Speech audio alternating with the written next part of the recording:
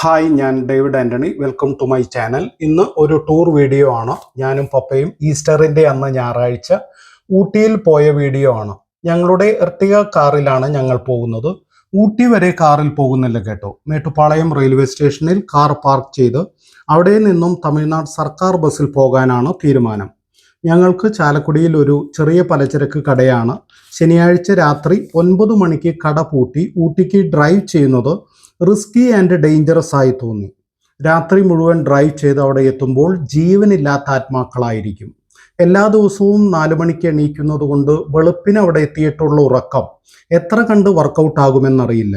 അതുകൊണ്ടാണ് വെളുപ്പിന് നേരത്തെ എണീറ്റ് പോകാമെന്ന് തീരുമാനിച്ചത്. ഞങ്ങൾ കാലത്ത് 5 മണിക്ക് വീട്ടിൽ നിന്നും ഇറങ്ങി. കുറച്ചുകൂടി നേരത്തെ ഇറങ്ങണമെന്ന് വിചാരിച്ചിരുന്നു, പക്ഷേ ഡിലേ ആയി പോയി. ചാലക്കുടിയിൽ നിന്നും മേട്ടുപ്പാളയം വരെയുള്ള യാത്രയിൽ ഞങ്ങൾക്ക് ഫീൽ ചെയ്ത ഏറ്റവും വലിയ മാറ്റം എന്ന് പറയുന്നത് മേൽപ്പാലങ്ങളുടെ പണികളാണ്. എല്ലാ പ്രധാന ജംഗ്ഷനുകളിലും ഫ്ലൈ ഓവറിന്റെ പണികൾ നടക്കുകയാണ്. ചുരുങ്ങിയത് ഒരു 20 എണ്ണമെങ്കിലും കാണും. കൂടുതലും കേരളത്തിലാണ് കണ്ടത്. ഇപ്പോൾ ചെറിയ അസൗകര്യങ്ങളും ട്രാഫിക് ബ്ലോക്കും ഉണ്ടെങ്കിലും ഇതൊക്കെ പണി കഴിയുമ്പോൾ നമ്മുടെ യാത്ര കൂടുതൽ എളുപ്പമാകുമെന്ന് പ്രതീക്ഷിക്കാം. പിന്നെ ഈ യാത്രയിൽ 3 ടോൾ പ്ലാസകൾ ഉണ്ട്. പാലിയേക്കര, പന്നിയങ്കര, പാമ്പൻ പള്ളം. ടു ആൻഡ് ഫ്രോ ആകെ ടോൾ ഫീ ആയത് 440 രൂപയാണ്. നമ്മളിപ്പോൾ പോയിക്കൊണ്ടിരിക്കുന്നത് കോയമ്പത്തൂർ ഉക്കടം കഴിഞ്ഞുള്ള ഒപ്പനക്കര സ്ട്രീറ്റിൽ കൂടിയാണ്. പപ്പ കോയമ്പത്തൂരിൽ MSWന് പഠിച്ചപ്പോൾ താമസിച്ചിരുന്നത് ഈ വഴിയോട് ചേർന്നുള്ള ഒരു പള്ളിവക ഹോസ്റ്റലിലായിരുന്നു. അതുകൊണ്ട് ആള് കുറെ നടന്നിട്ടുള്ള വഴിയാണിത്. നമ്മളിപ്പോൾ പോയിക്കൊണ്ടിരിക്കുന്നത് മേട്ടുപ്പാളയം ടൗണിൽ കൂടിയാണ്. വണ്ടി ഇവിടെ റെയിൽവേ സ്റ്റേഷനിൽ പാർക്ക് ചെയ്തിട്ട് വേണം ഊട്ടിയിൽ പോകാൻ. മേട്ടുപ്പാളയം റെയിൽവേ സ്റ്റേഷനിൽ വിശാലമായ പാർക്കിംഗ് സ്പേസ് ആണ് കേട്ടോ. ഒരു ദിവസത്തെ പാർക്കിംഗ് ഫീസ് 120 രൂപയാണ്. സെക്യൂരിറ്റി കൺസേൺസ് ഒന്നുമില്ലാതെ നമുക്ക് വണ്ടി ഇവിടെ പാർക്ക് ചെയ്യാം. ഊട്ടിക്കുള്ള ടോയ് ട്രെയിനിൽ പോകാനാണെങ്കിലും വണ്ടി ഇവിടെയാണ് പാർക്ക് ചെയ്യേണ്ടത്. നമ്മൾ ഇപ്പോൾ ഉള്ളത് മേട്ടുപ്പാളയം ബസ് സ്റ്റാൻഡിലാണ്. ഇവിടെ നിന്നാണ് ഊട്ടിക്കുള്ള ബസ് കിട്ടുന്നത്. മുടക്ക് ദിവസം ആയതിനാൽ ഊട്ടിക്കുള്ള ബസ്സിൽ നല്ല തിരക്കായിരുന്നു. കുറച്ചു സമയം വെയിറ്റ് ചെയ്ത് ഊട്ടിക്കുള്ള ബസ്സിൽ സീറ്റ് കിട്ടാത്തത് കൊണ്ട് കൂനൂർക്കുള്ള ബസ്സിൽ കയറി. Mettupalayam to Coonoor bus charge 20 രൂപയാണ്.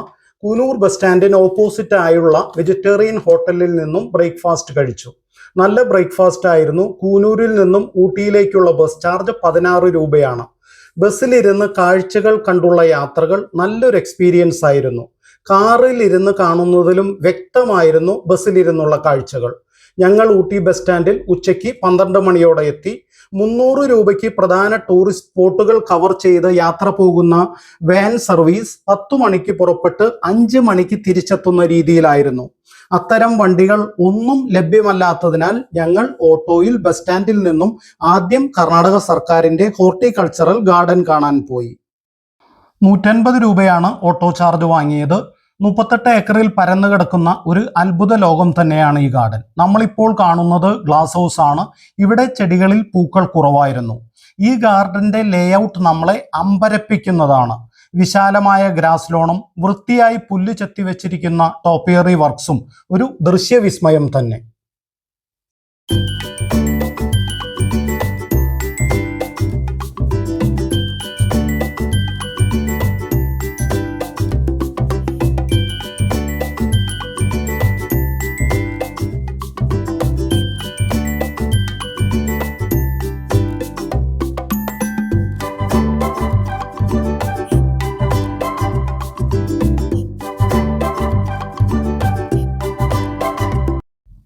ഈ ഗാർഡനിൽ കണ്ണടിച്ചു പോകുന്ന വിഷ്വൽസുമായി പൂച്ചെടികളുടെ ഒരു ലോകമുണ്ട് കേട്ടോ. ഇവിടെ വരുന്ന കുറച്ചധികം പേരും ഇതറിയാതെ ഇത് കാണാതെ പോകുന്നവരായിരിക്കും. വാഷ്റൂമിന്റെ ബോർഡ് കണ്ടപ്പോൾ അതിനോട് ചേർന്ന് ഒരു പോളി ഹൗസിലാണ് പൂക്കളുടെ ഈ വിസ്മയ ലോകം തീർത്തിരിക്കുന്നത്. പൂക്കളൊക്കെ എത്ര ബ്രൈറ്റും വൈബ്രന്റുമായി തിളങ്ങി നിൽക്കുന്നത് എന്നറിയാമോ? വീഡിയോയിൽ എത്ര കണ്ട് അത് മനസ്സിലാകുമെന്നറിയില്ല. പൂക്കളുടെ ഒരു വല്ലാത്ത ലോകം തന്നെയായിരുന്നു അത്. ഇവിടെ വരുന്നവർ ആരും ഈ സ്ഥലം മിസ് ചെയ്യരുത്. വാഷ്റൂമിൽ പോകേണ്ട ആവശ്യമില്ലായിരുന്നുവെങ്കിൽ ഞങ്ങൾക്ക് ഈ വിഷ്വൽ ട്രീറ്റ് കാണാൻ സാധിക്കാതെ പോയെന്നെ.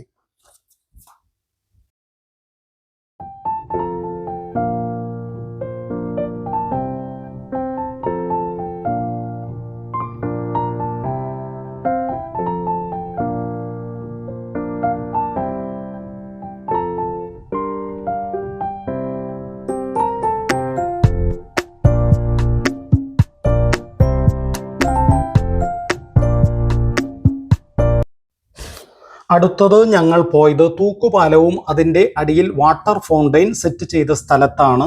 ഫൗണ്ടെയിൻ വൈകുന്നേരം മാത്രമേ പ്രവർത്തിക്കുകയുള്ളൂ. അതറിയാതെ കാലത്തിങ്ങോട്ട് വന്നതുകൊണ്ട് ആ കാഴ്ചകൾ മിസ്സായി. എന്തായാലും വേറൊരു സ്റ്റേറ്റിൽ വന്ന് കർണാടക സർക്കാർ ഇത്ര വലിയ ഒരു സംരംഭം ഇത്ര നല്ല രീതിയിൽ മാനേജ് ചെയ്തു പോകുന്നത് വളരെ പ്രശംസാർഹിക്കുന്നതാണ്.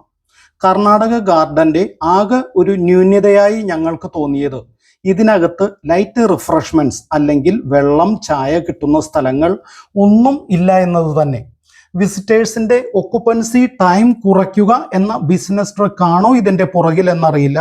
എന്തായാലും ഇത്രയധികം വിസിറ്റേഴ്സ് വരുന്ന ഒരു സ്ഥലത്ത് ഇത് വലിയ ഒരു പോരായ്മ തന്നെയാണ്. കർണാടക ഗാർഡനിൽ നിന്നും ഞങ്ങൾ പോയത് ബോട്ട് ഹൗസിലേക്കാണ്. ഗാർഡനിൽ നിന്നും ബോട്ട് ഹൗസ് പോകുന്നതിന് 120 രൂപയാണ് ഓട്ടോറിക്ഷ ചാർജ്. ബോട്ട് ഹൗസിൽ അത്യാവശ്യം നല്ല തിരക്കുണ്ടായിരുന്നു. ബോട്ട് ഹൗസിന് മുൻവശം തന്നെ വിശാലമായ പാർക്കിംഗ് സൗകര്യമുണ്ട്. ബോട്ട് ഹൗസിലേക്കുള്ള എൻട്രി ഫീസ് 30 രൂപയാണ്. ബോട്ടിൽ യാത്ര ചെയ്യുവാൻ അകത്ത് കയറി പ്രത്യേകം ടിക്കറ്റ് എടുക്കണം. 2 സീറ്റർ, 4 സീറ്റർ, 10 സീറ്റർ ബോട്ടുകളുണ്ട്. ഞങ്ങൾ ബോട്ട് യാത്രയ്ക്ക് പോയില്ല കേട്ടോ. ലൈറ്റ് റിഫ്രഷ്മെൻറ്റ്സും വിശ്രമിക്കാൻ ഇരിപ്പിടങ്ങളും ഉള്ളതുകൊണ്ട് കാഴ്ചകൾ കണ്ട് കുറച്ച് സമയം വെറുതെ ഇരുന്നു. കുട്ടികൾക്കുള്ള ചെറിയ ആക്ടിവിറ്റീസും മിനി ട്രെയിനും ഒക്കെ ബോട്ട് ഹൗസിലുണ്ട് കേട്ടോ. Fruits, home made chocolates, ladies fancy items ഒക്കെ വിൽക്കുന്ന കടകൾ ഇവിടെയുണ്ട്. ലേഡീസ് ഫാൻസി ഐറ്റംസ് വാങ്ങുമ്പോൾ ഒന്ന് ബാർഗെയിൻ ചെയ്ത് വാങ്ങാൻ ശ്രമിക്കുക. ബോട്ട് ഹൗസിൽ നിന്നും പിന്നെ ഞങ്ങൾ പോയത് തമിഴ്നാട് സർക്കാരിൻ്റെ ബൊട്ടാണിക്കൽ ഗാർഡനിലേക്കാണ്. ബോട്ട് ഹൗസിന് മുൻവശത്തുള്ള ഓട്ടോറിക്ഷക്കാർ ഗാർഡനിലേക്ക് 200 രൂപയാണ് പറഞ്ഞത്. അവിടെ വെച്ചിരിക്കുന്ന ബോർഡിൽ 100 രൂപയാണ് എഴുതിയിരിക്കുന്നത്. അതുകൊണ്ട് ഞങ്ങൾ ഊട്ടി ബസ് സ്റ്റാൻഡിലേക്ക് ബസ് കയറി. ഒരാൾക്ക് 7 രൂപയാണ് ചാർജ്. ബസ് സ്റ്റാൻഡിൽ നിന്നും ചാറിങ് ക്രോസ് സ്റ്റോപ്പുള്ള ബസ്സിൽ കയറി. ചാറിങ് ക്രോസ് സ്റ്റോപ്പിനോട് ചേർന്നാണ് ബൊട്ടാണിക്കൽ ഗാർഡൻ.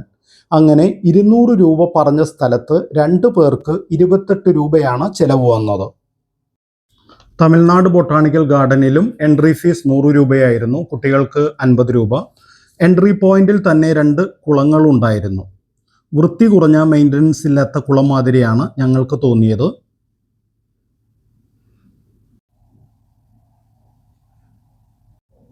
അടുത്തത് ഫേൺ ഹൗസ് ആണ് കേട്ടോ. ഫേൺസിൻ്റെ ഒരു അപൂർവ കളക്ഷൻ തന്നെ ഇവിടെയുണ്ട്.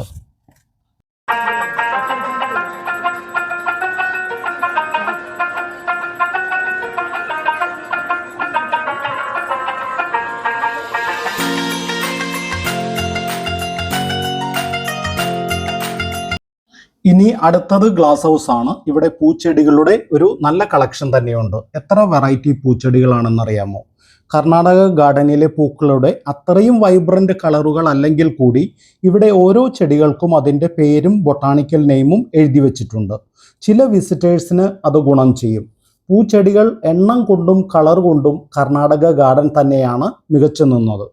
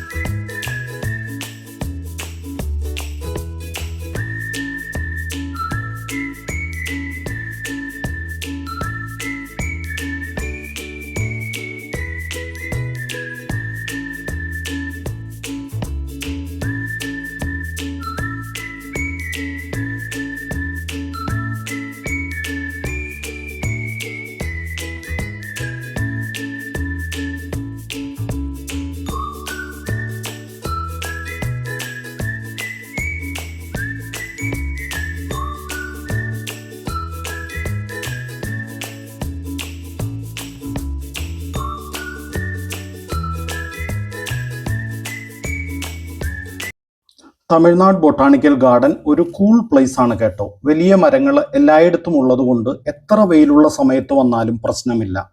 നടപ്പാതകളിൽ കൂടി കാഴ്ചകൾ കണ്ട് നടക്കുമ്പോൾ സമയം പോകുന്നത് അറിയില്ല. തമിഴ്നാട് ഗാർഡനിൽ ടീ സ്റ്റാൾ ഉള്ളതിനാൽ ചായ, കാപ്പി, കൂൾ ഡ്രിങ്ക്സ്, ഐസ്ക്രീം, ചെറുകടികൾ എല്ലാം ഇവിടെ ലഭിക്കും. 2-3 മണിക്കൂർ ഒരു സ്ഥലത്ത് സ്പെൻഡ് ചെയ്യുമ്പോൾ അത് വളരെ ആവശ്യവുമാണ്.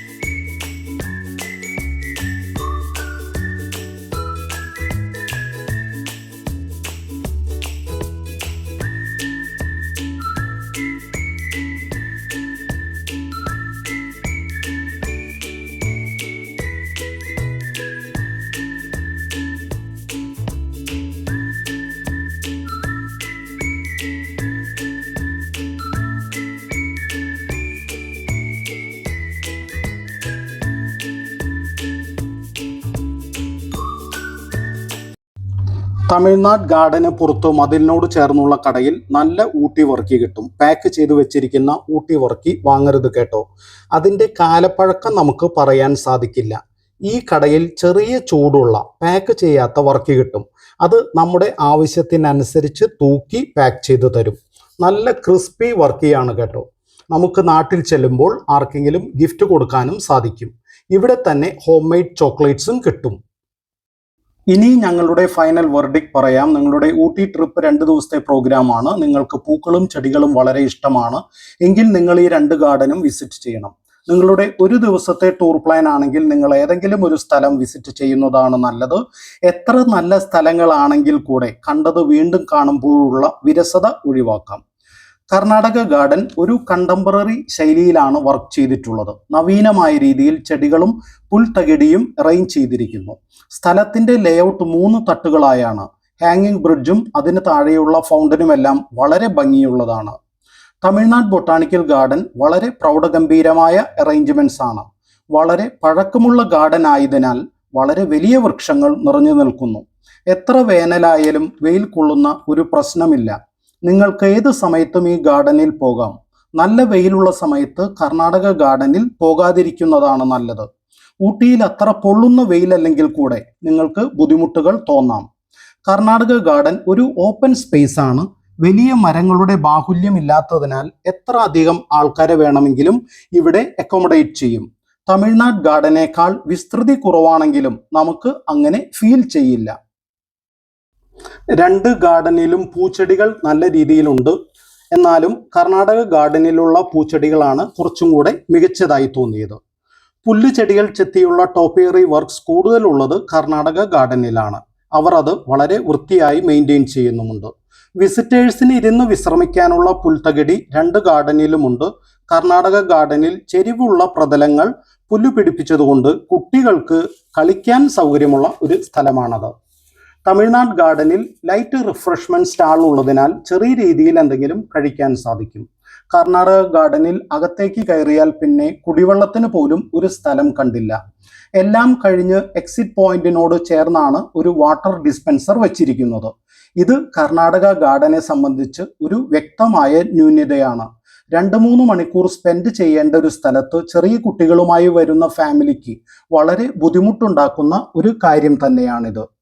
കർണാടക ഗാർഡനിൽ ഇലക്ട്രിക് ബഗ്ഗി സർവീസ് ഉണ്ട്. 200 രൂപയാണ് ചാർജ്. നടക്കാൻ ബുദ്ധിമുട്ടുള്ളവർക്ക് ഈ ബഗ്ഗി സർവീസ് ഉപയോഗിക്കാം.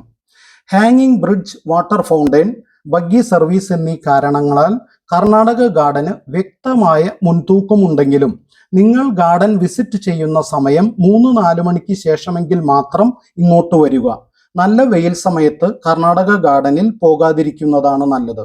റീൽസ് ചിത്രീകരിക്കുന്നതിനും മറ്റ് വീഡിയോ ആക്ടിവിറ്റീസിനും കർണാടക ഗാർഡൻ തന്നെയാണ് ബെസ്റ്റ് കേട്ടോ.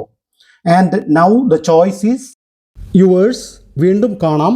നന്ദി, നമസ്കാരം.